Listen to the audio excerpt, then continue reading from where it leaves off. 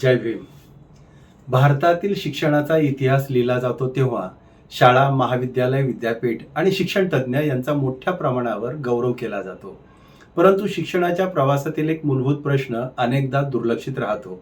तो प्रश्न म्हणजे शिक्षणाची दारं खुली झाली म्हणजेच शिक्षण सर्वांपर्यंत पोहोचलं का? शाळा उभी राहिली म्हणून गरीब, वंचित, ग्रामीण आणि बहुजन समाजातील प्रत्येक मुलगा मुलगी शिक्षित होईलच असे नाही. कारण शिक्षणाचा प्रश्न हा केवळ वर्गखोलीपर्यंत पोहोचण्याचा नसतो. तो राहण्याचा, खाण्याचा, जगण्याचा आणि सामाजिक अडथळ्यांशी झुंज देण्याचाही असतो. दूरच्या खेड्यापाड्यातून शहरात आलेल्या विद्यार्थ्याला निवारा नसेल, 2 वेळचे अन्न नसेल आणि आर्थिक आधार नसेल तर शिक्षणाची दारं त्यांच्यासाठी उघडी असूनही प्रत्यक्षात बंदच असतात. याहूनही भयंकर अडथळा म्हणजे जात व्यवस्था. या देशातील लाखो मुलांच्या शिक्षणाच्या वाटेत दारिद्र्या इतकीच जातही उभी असते.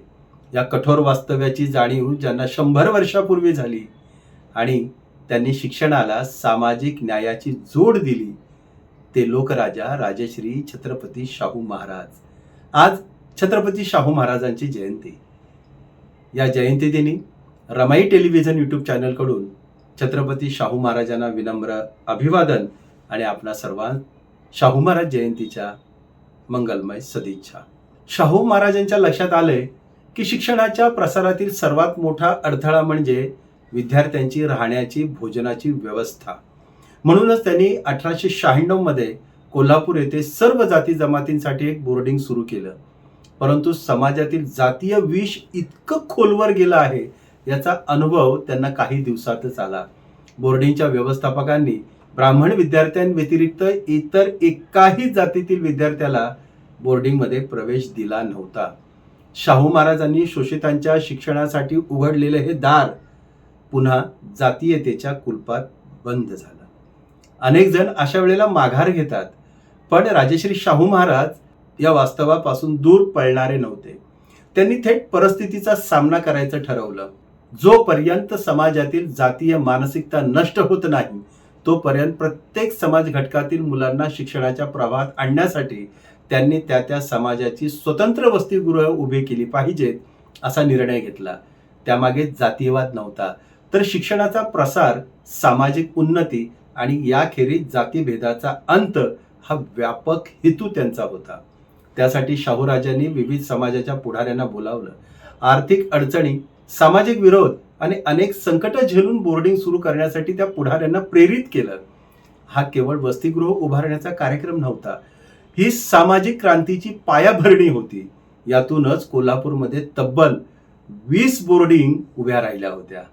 त्यामध्ये दिगंबर बोर्डिंग, कोनशिला 1904 तर उद्घाटन 1905, मुस्लिम बोर्डिंग 1902, वीरशैव लिंगायत वसतिगृह 1906, मिस क्लार्क हॉस्टेल 14 फेब्रुवारी 1908, दैवज्ञ शिक्षण समाज boarding 24 December 1908, Shri Namdev boarding 2 April 1911, Panchal ब्राह्मण वसतिगृह 1912, श्री सारस्वत गौड ब्राह्मण वसतिगृह 20 मे 1915, इंडियन ख्रिश्चन हॉस्टेल 7 जून 1915, राव बहादूर सबनीस प्रभू बोर्डिंग 1915, आचार्य समाज गुरुकुल 18 मार्च 1918, वैश्य बोर्डिंग 1918, ढोर चांबर बोर्डिंग 1919, शिवाजी वैदिक विद्यालय वसतिगृह 6 जुलै 1920, prince Shivaji Maratha boarding house 1 जुलै 1920, सोमवंशीय आर्य क्षत्रिय बोर्डिंग 15 ऑगस्ट 1920,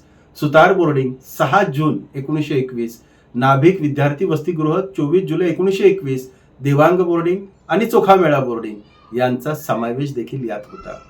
या वसतिगृहांची रचना पाहिली तर शाहू राजांच्या दूरदृष्टीचं दर्शन घडतं. त्यांनी ही सर्व वसतिगृह एकमेकापासून दूर नाही तर शेजारी शेजारी उभी केली होती. गंगा वेशीतून रंकाळा वेशीकडे जाणाऱ्या मार्गावर 6 आणि दसरा चौक परिसरात 7 वसतिगृहांना जागा आणि इमारती शाहू राजांनी उपलब्ध करून दिल्या. कारण त्यांना माहिती होतं एकत्र शिकणारी आणि एकमेकांच्या सहवासात वाढणारी ही मुलं उद्याचा समताधिष्ठित समाज घडवतील. तरीही विरोधकांनी त्यांच्यावर जातीयवादाचा आरोप केलाच. जातनिहाय बोर्डिंग काढून शाहू महाराज जातीभेद वाढवत आहेत अशी टीका त्यांच्यावर करण्यात आली. पण शाहूराजांनी या टीकेला सडेतोड उत्तर दिलं. तारीख 15 ऑगस्ट 1920 रोजी आर्य परिषदेच्या अधिवेशनात शाहू महाराज म्हणाले, जातीभेद हा हिंदुस्थानात लागलेला मोठा रोग आहे आणि तो मोडण्यासाठीच माझे प्रयत्न सुरू आहेत. जात्याभिमान काही काळ टिकू शकतो, परंतु त्या पलीकडे एक व्यापक समाज आहे, राष्ट्र आहे. त्याची सेवा करण्याची जाणीव प्रत्येकाने ठेवली पाहिजे. त्यानंतर तारीख 15 मे 1920 रोजी नाशिक येथील उदाजी मराठा वसतिगृहाच्या कोनशिला कार्यक्रमात जातीभेदाविषयी त्यांनी स्पष्ट शब्दात सांगितलं होतं. जातीभेद मोडणे इष्ट आहे, जरुरीचे आहे. जातीभेद पाळणे हे पाप आहे. देशोन्नतीच्या कार्यातील मार्गातील हा मोठा एक अडथळा आहे. व्हिक्टोरिया मराठा बोर्डिंगमध्ये त्यांनी मुस्लिम अस्पृश्य विद्यार्थ्यांना ठेवले, तर मुस्लिम बोर्डिंगमध्ये मराठा मुलांना प्रवेश दिला. परिणाम असा झाला, पुढे बहुतांश वसतिगृहांमध्ये सर्व जाती धर्माचे विद्यार्थी एकत्र दिसू लागले. म्हणजे शाहू राजांच्या जाती अंताच्या चळवळीचा प्रयोग यशस्वी ठरत होता. त्यांनी सामाजिक वास्तव स्वीकारून समतेचा मार्ग तयार केला होता. यापेक्षा शाहू राजांच्या जाती निर्मूलनाच्या भूमिकेचा दुसरा पुरावा काय असू शकतो? छत्रपती शाहू महाराजांची भूमिका केवळ वसतिगृह उभारण्यापुरती मर्यादित नव्हती.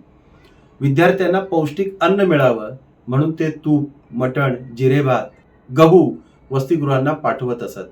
पॅलेस थिएटरमधील नाटकं आणि खास बागेतील कुस्त्यांचे सामने विद्यार्थ्यांना मोफत पाहण्याची परवानगी होती. विद्यार्थ्यांवर स्वावलंबन, शिस्त, सहकार्य, सहिष्णुता आणि चारित्र्य या मूल्यांचे संस्कार व्हावेत यासाठी सतत शाहूराजे प्रयत्नशील असत. सर्व जातींसाठी एकत्र बोर्डिंग ठेवण्याचा पहिला प्रयत्न अपयशी ठरल्यानंतर 1901 साली सुरू झालेलं व्हिक्टोरिया मराठा बोर्डिंग हे याच चळवळीचे पहिले पाऊल होते. सर्व वसतिगृहांची वडील बहीण म्हणून या व्हिक्टोरिया मराठा बोर्डिंगचा उल्लेख आजही केला जातो. येथे मराठा, मुस्लिम, शिंपी आणि अस्पृश्य वर्गातील सर्व विद्यार्थी एकत्र राहत होते.